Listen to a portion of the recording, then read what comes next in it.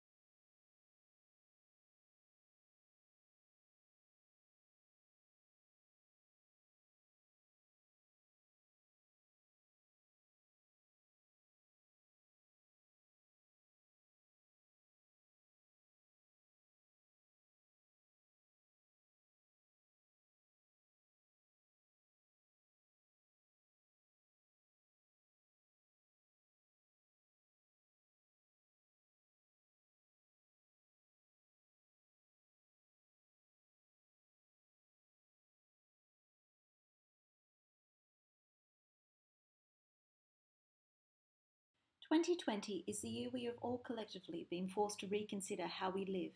The role of the NGV-C, the grid, is about forming a connection to the local and global environments that could offer a place for translation, discussion, interpretation, and hope. Inspired by Virilio and the overexposed city, the grid represents an intersection of thoughts, cultures, and beliefs, dividing and uniting and meeting at intersections. The facade is the face of the city, confined and contained, a nod to Melbourne's HODL grid typology, and a reliance on a digital technology to maintain an semblance of work, communication, and education. Brampton's critical regionalism highlighted the tactile and built form is an important decision, thus the grid plays with light, darkness, and materials. The locality of the site features architecture that is visually striking, which competes for attention, compounding the desire for the NGVC to be simplistic in form. The lack of wood in the area became apparent on study, and the beauty of the botanical gardens generated a desire to promote nature into the area. Inspired by the readings of Norberg Schultz's Genesis Loki, the wooden materiality of the facade is one way to create a sense of place and a gentle plea to save and cherish nature as if it is gold. The building is orientated to make the most of the site. The main entrance is off South Bank Boulevard, and the north building enters via the promenade and Fanning Street for social groups. Views from the interior face west towards the promenade, capturing the botanical garden and Yarra River, whilst avoiding the hot afternoon sun. Works of other famous architects inspired the design, such as Kenjo Kuma, the Prosthlo, and Dundee, Tadeo Ando, the Festival, Diller and Scofidio, the Broad, and Shigeru Ban, Aspen Arts Museum. Designs of indigenous buildings locally and globally offered a connection to the past and the earth, a reflection of primitive built forms and a simplicity that I was trying to express. The site value to build on is high, which technically should mean the building encompasses the full site. However, placing importance on nature meant I needed to clip the form to enable more vegetation and gardens and places for sculptures where people can visit during a pandemic. The large outdoor galleries are free to the general public and extend off the promenade and east corner in the south building. These spaces enable use of the site even in lockdown. Children can play and run around, respite and inspiration can be found. These, of course, can be cornered off to facilitate outdoor paid events, but the emphasis is placed on the use of the outdoor to allow events in a COVID-safe environment. The exterior facade is made of laminated wood, felled from trees from the botanical gardens and from bushfire zones that aren't structurally safe but still are salvageable wood. The works of artists such as Richard Serra contrast the constraints of the grid with curved form, inspiring the circular void in the building, borrowing his concept that a curve leads you on a journey and invites you into the space. Clement Meadmore's industrial design with steel and Tracy Moffat's invocation series inspired materiality and the render style of the presentation. Internally, it has cooling concrete with an exposed quartz aggregate, and then contrasting warming cortex steel columns, borrowing concepts from Zumthor to create an earthy atmosphere.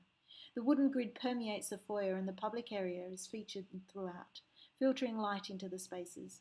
Careful positioning of walls and lighting ensures that shadows aren't affecting artwork, but provide an alluring atmosphere as you move through the spaces, creating a feeling of outdoors whilst in.